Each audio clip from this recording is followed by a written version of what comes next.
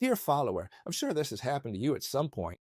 You're playing a game of chess and suddenly you think, for example, my opponent's going to play this. If I capture it, they'll do this, and I'll end up better off. Well, the thing is that when we play, we can't check the game, for instance, with analysis engines. So basically, what we evaluate is just what we believe, not the absolute truth. And many times, and here's the heart of the matter, we get the evaluation wrong. Exactly. In today's class, we're going to look at this and try to solve it a bit too. Therefore, try to improve our chess level. I'm bringing you a game played between the 8-time Russian champion Svidler, an extremely strong player, and with the black pieces, the very famous Michael Adams. In other words, a high-level game. But the important thing is the lessons that we're going to take away from it. So enjoy it a lot. Leave a like if you want more videos like this, and let's get to it. The game started with a Rui Lopez opening. I hope that by now we all know which opening this is. Knight f3, attacking the e5 pawn, knight c6, defending it, and indeed this bishop b5, characteristic of the Spanish opening or Rui Lopez opening. The task is simple, right? If this is the defending knight, well, I'm going straight to attack it. Obviously, there's a lot of theory after this move, but this way we at least know the basics of the Spanish opening. A 6, kicking this bishop out, this is the most popular move of all to face this Spanish opening. You should know that the exchange is possible, but it's not the sharpest variation of all. Surely many of you are thinking, I eliminate the knight and then I capture this pawn, but this isn't possible because simply after capturing with the d pawn, once we recapture this pawn with the knight, there would be the move queen d4, attacking the pawn and the knight and giving a certain advantage to the black pieces. Therefore, following this specific move, a 6, challenging the position of the bishop decides to simply retreat back, maintaining, however, the constant pressure on this knight. If in the future, for example, this pawn is defended, now it really is threatening to capture and capture, thus winning a pawn. Black opts for the Berlin defense, a very, very, very solid defense. This is the exact defensive setup that the legendary player Vladimir Kramnik chose to use during his intense World Championship match battle against Kasparov, and in fact, he won it. He was proclaimed world champion using this defense. So, what can I say? It's a very strong defense. I'm going to move forward a little bit more because this isn't what's truly important in the video in question, although it's always good to learn from each and every one of the moves in the game, and especially also from the plans. Castling for white and bishop to c5, a slightly, let's say, novel variation. This game was played in the year 2000, okay? In case you want to study it later. Normally, this Berlin defense is played with the bishop on e7, the pawn on d6, and castling. Differences between this and the bishop on c5? Well, like everything in life, dear friends, it has pros and it has cons. Pros, it's obviously clear. This bishop is much more active than it would be, for example, on e7, where it hits its own knight. Plus, it can always take cover in this square, in this hole the black piece is created on the a7 square, and it'll always be pointing at the king. Therefore, for example, this pawn will be completely immobile. A typical example when the bishop is placed on this diagonal or on this diagonal for the white pieces is that if we move this h3 pawn at some point, this square is completely indefensible. Right now. Why? Because this pawn doesn't defend it, and this one, though it seems like it does, doesn't either because the bishop pins the king. So the king would have to move to be able to defend this square. How interesting all of this is, right? What are the cons of the bishop on c5? Because of course, it also has cons. The most important one is that the king will be much more exposed. He won't be as well defended by the bishop directly toward his knight. For example, some attacks from this bishop, like bishop g5 hitting this knight, it would already pin the queen. Then you could try to threaten with this knight and, well, we'd have a super interesting game, right? Pros and cons of this move. Quickly, the white player, Svidler, wants to exploit this central position of the undefended bishop by trying to squeeze it with c3. C3 is a move with a dual function. The first is to give this bishop an escape to c2 in case black tries to play b5 and knight a5 at some point to win this bishop. You should know that in both the Rui Lopez and the Spanish opening, our best weapon is practically the light squared bishop, also known as the Spanish bishop. So we must always try to take great care of it to leave it this little hole so it can be recycled at some point. Another function of this c3 is to support the pawn that could break on d4 in the future, or who knows, alternatively, also playing in the Gioco piano style of the Italian with d3 and having all the squares well defended. And the last function of this c3 is to prevent knight jumps toward the center of the board. Therefore, we can see that every move makes a lot of sense, and these types of players didn't make moves just for the sake of it. The game continues with b5. Where are we going to retreat the bishop? To b3 or to c2? Both would be possible, but you should know that if, for example, we retreated here, it can always be within range of a knight jump. We can literally place it directly on c2 now, where it's true, it seems to be hitting the pawn structure. But you never know when we can open the center and have these bishops attack directly toward the black king's castled position. The game continues with d6. And white could make many moves here. That's true. They could play, for example, d3, so that now they could develop the bishop and knight. They could play d4 directly, but they make the move a4, an extremely interesting move. First of all, it poses a serious threat. What threat? You see it, right? Pawn takes pawn, winning a pawn, says this pawn couldn't be recaptured because the rook is undefended on the a file. Therefore, black has to do something, either react here or move this bishop so the queen defends the rook. Obviously, as you know, every pawn move creates weaknesses, and we must think very carefully about all pawn moves because they're the only piece that doesn't go backward. It seems like a much better idea to develop this bishop. But well, where are we going to develop it? Well, it seems the most active square of all, without a doubt, is this one here, right? Bishop g4. Let's see. The idea is obvious. Put pressure on the knight since it's pinned. The queen is pinned, let's say. And if this queen ever tries to unpin itself, then we could capture this knight and completely damage the pawn structure of white's castle position. And this would probably be a great advantage for the black side. The game continues with d3. A solid, quiet response in the Joko piano style, but one that'll be dangerous in the future. The idea is obvious. Develop the knight and the bishop. With this pawn on d2, it can't be developed. For now, white has all the pawns well placed. Now, after this castling, h3 asking this bishop what it wants to do. Logically, it's not going to exchange for the knight because it would improve our queen situation. They would lose the strength they have from the pin, which is important, and they would also lose the bishop pair.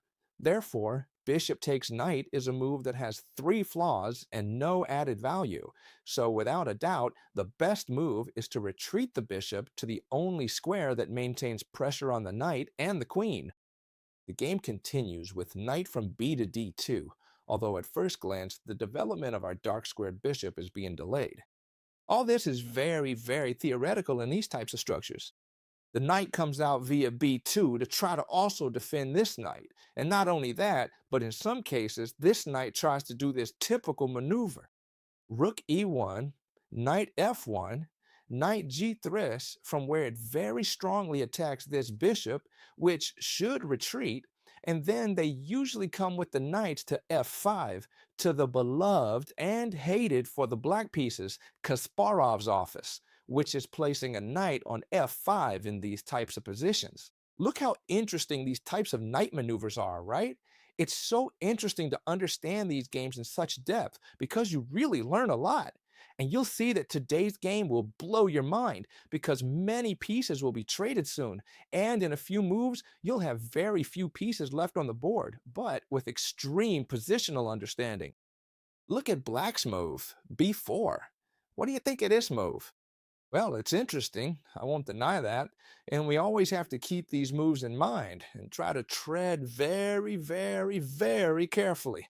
The idea is that now, if we don't do anything and continue with our plan, for example, rook e1, in order to move their knight, they're going to shut down this entire pawn structure with the move of 5. And we're just letting them gain all this space without getting anything in return. And we don't want that. So look at this. When this b4 is played, the player here is Swidler, the 8-time Russian champion, which is quite something, and he understands perfectly that he shouldn't allow this a5. Because this a5 would be, well, leaving a very strong pawn structure here with a lot of space on the queen side, which, when these two pieces retreat, could even be advanced further, and therefore he'd be in a great spot. So he plays a5, which does two things. It leaves this b4 pawn completely isolated, first of all, and second, it has fixed the weakness on a6. What does it mean to fix a weakness? Well, it means not letting it ever advance because it'll have this wall in front of it and won't be able to move forward. And as you can see, it's a weakness because his partner has advanced too far and left it completely alone. It has launched itself like a kamikaze into the battle flank and left it in the rear completely alone. And you'll see how well Smidler takes advantage of it to attack it directly. Here, the black player, Adams, defends this pawn with threats of capturing and opening the file for his rook. It makes perfect sense, but we already see that with the move queen e2. He's putting pressure, he's keeping an eye on the a6 point, which is completely weak. Things like d4 are threatened, aiming for a central break and also threatening the a6 pawn, which is completely weak. Pawn takes pawn on c3 to exchange this completely weak pawn and to open the file for the black pieces. This is correct. And here, the black player decides it's time to break the center with d5. Good. Now, many of you might be thinking, what do I do? How? Do I let him take? Do I just ignore it? Right? But look, players this strong understand something. Every pawn move they make creates weaknesses. And what weakness does it leave? The e5 pawn. They were defended it perfectly, but with this advance, now what happens to this pawn? It's been left completely alone and defenseless. Therefore, the white player asks himself one thing. Is there a threat against we? Yes, capturing here, but I really have it ultra mega defended with the pawn, with the knight, with the bishop, and with the queen. Am I worried about them capturing her? No. So there's nothing to fear because the only possible capture black has is this one. If they advance, this wouldn't be a very good idea either. Why?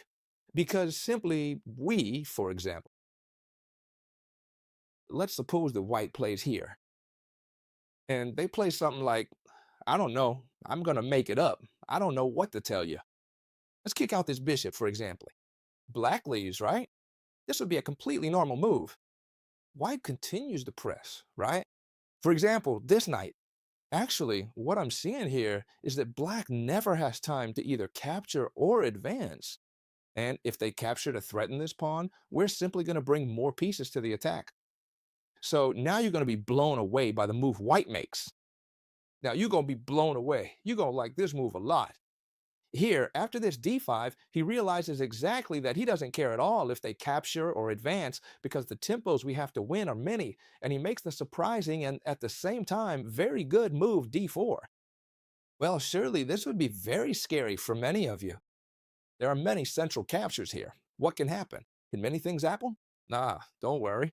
If we had already seen that if they capture this pawn, nothing happens, the only thing we have to see is what happens if they capture this one, and we see that nothing happens either. What would happen if they capture this pawn? For example, here. Well, the good thing is that this is what happened in the game, so let's see it live. Would it be a good idea to recapture it? No, it would be a very bad idea. And let me explain. If we capture here now, they would simply capture us with the knight. They would have won a central pawn. They would threaten this knight and especially this bishop, and this position would be very interesting for black. However, do you remember something? By advancing this pawn, what were we threatening? The a6 point, therefore we're not worried at all because we're attacking this point, and look, after pawn takes pawn, queen takes a6, and this knight that is undefended is also threatened. And do you see what Svidler has achieved here? What is this? A passed pawn, which, by the way, I don't know when you'll be watching this video, but today I'm going to upload a 45-minute class to the Academy about the passed pawn. And I'm going to give you many tips for playing it both for and against. It's going to fascinate you. For those of you inside the Academy, just so you know, an email will be coming to notify you, but you'll have it there anyway. It's going to be a completely extra class, and I'm going to upload quite a few. If you're not in the Academy, I'm going to leave it for you down here in the description, okay? Very well. So here, the knight's being threatened, and they have two options. Move the knight away, that would be the first one, or the other, the one that happened in the game, pawn takes pawn. If you threaten one of my knights, I threaten your other one. And so the exchanges happen here. Queen takes knight, pawn takes knight. Important. What do we do with this pawn? Do we recapture it with the bishop? No, it would be a mistake because if bishop takes pawn, then we'd simply be letting them trade here at some point. And then they double these pawns. And as we said, that wasn't a good idea. First, they should probably play queen d6 because this bishop is undefended, but it's not a good idea. It seems much better to capture with the knight, and even if this bishop is a bit trapped now, it can get out without any problem because we've opened the center. The game continues by moving this bishop away from the threat, bishop d4, while they attack the rook on a1, as you can see. What sets basic players apart from elite grandmasters is that they're always looking for problems for their opponents, right? Look now at how he creates a problem for the rook. They come to attack the bishop, and now, instead of moving it, pawn takes pawn, and what they do is defend it with the queen. How interesting. For now, the game is having several exchanges, and wait, because it doesn't end here. Knight takes pawn, knight takes knight, and as you can imagine, bishop takes knight. Interesting moment in the game. A lot of pieces have been traded, but if we count, we have queen against queen, two rooks against two rooks, and two bishops against two bishops.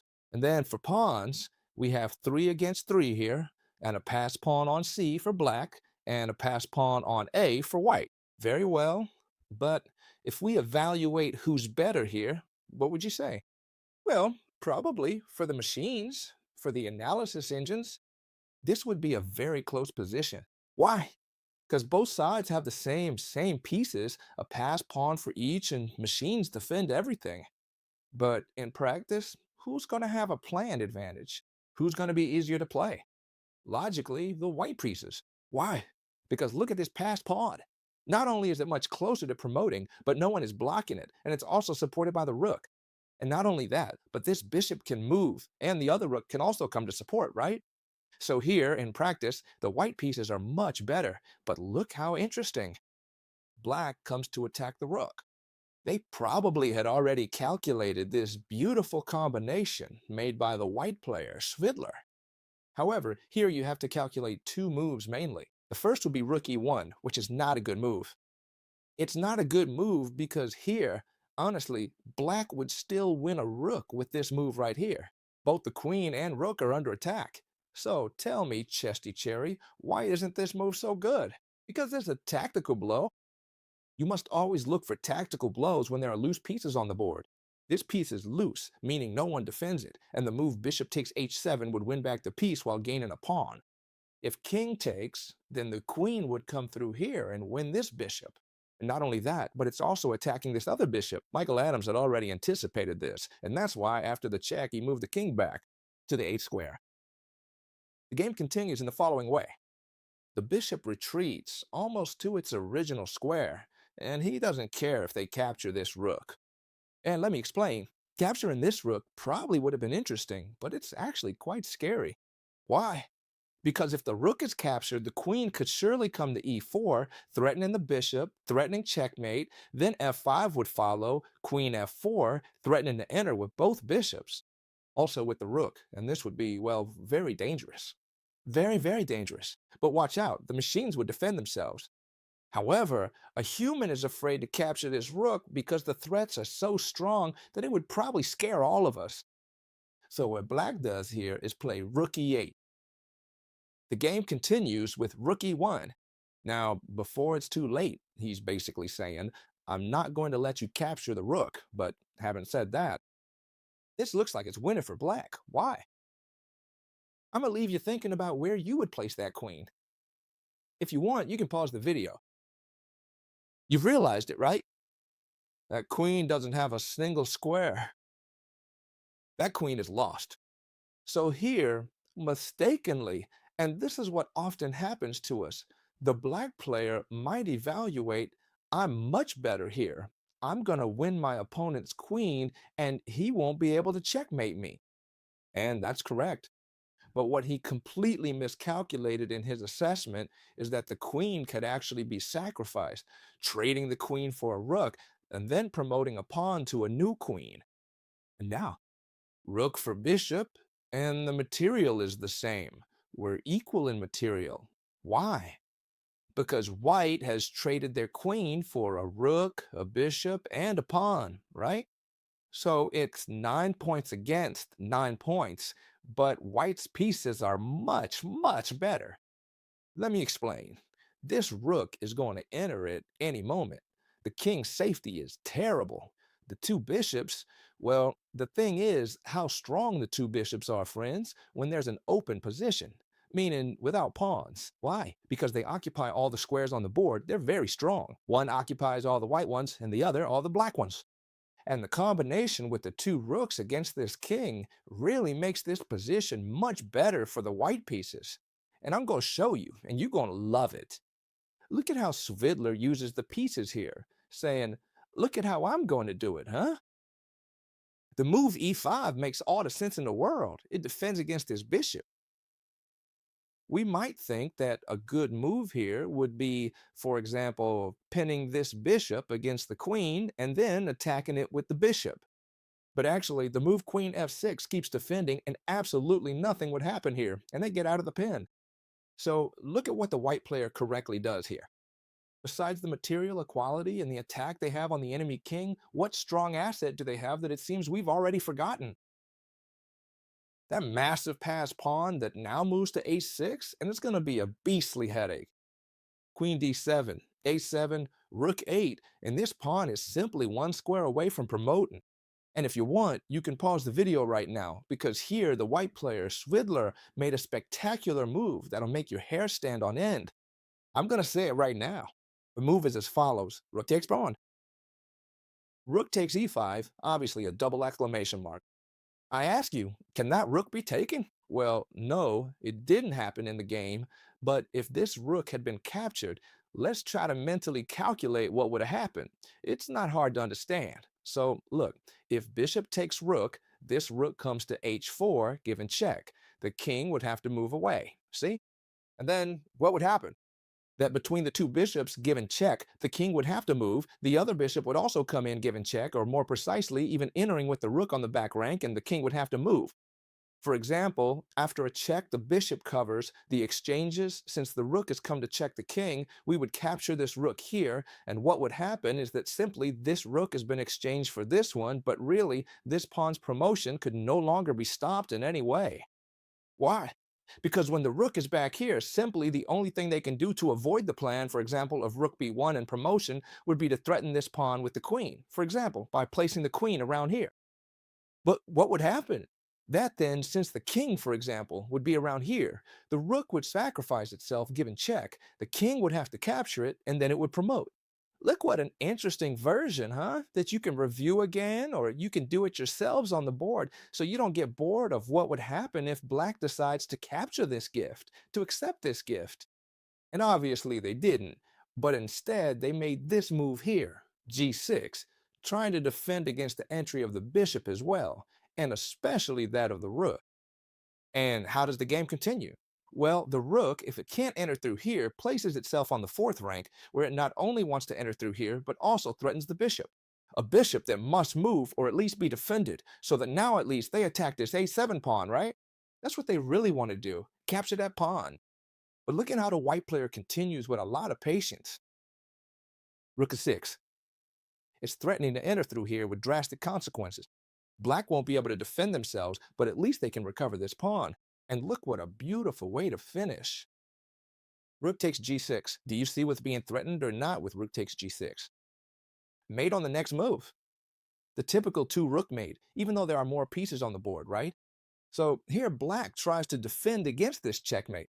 Now, it wouldn't be checkmate if the rook comes through here, because the king could escape, though likely not for long. The idea is that here, just look at the beautiful move by the player with the white pieces, Svidler, who plays bishop b2. Taking advantage of the pressure on his bishop, it can't be captured even if it looks like a gift, because then it would be mate again. See, if bishop takes, the rook would come to h4 and it would be mate again. Therefore, here black tries to make this move right here, queen b5, and the subtle bishop c3 makes it so black obviously has to resign here, and I'll explain why. These bishops can't be attacked in any way with the queen, because all the squares are completely covered between them and the rook. See how important it is sometimes to have bishops on squares in open positions? And the important thing is that now it's going to be played no matter what black does. For example, the rook that is on e4 would be placed on g4 in such a way that this bishop can no longer be saved. And not only that, but once this bishop has disappeared between the two rooks and the two bishops, it's impossible for this king, completely alone, because he is alone, to be saved. Therefore, we've seen that here black incorrectly evaluated that by capturing the queen, they would be better off. Erroneously. By capturing the queen, they're worse off. And look what happened to them. A true work of art. What'd you think? Leave a like if you enjoy these kinds of games, and leave me a comment to let me know what you thought, or if you'd seen it before, or whatever you want, as I always try to read you. Remember well that today you're going to have a great class, I assure you, a great one on on passed pawns in the academy. Yes, I'm going to leave for you down here in the description. You already know everything that's inside the academy besides weekly classes and a whole lot more, and access to 60 opening courses, and well, you already know, right? Stop being so annoying, chess teacher. We already know what's in the academy, man. I'm probably even a student already, so I won't say anything else about that. I'll leave it here in the description. I hope you loved this video, and we'll see you tomorrow as always, friends, in the next video. Goodbye.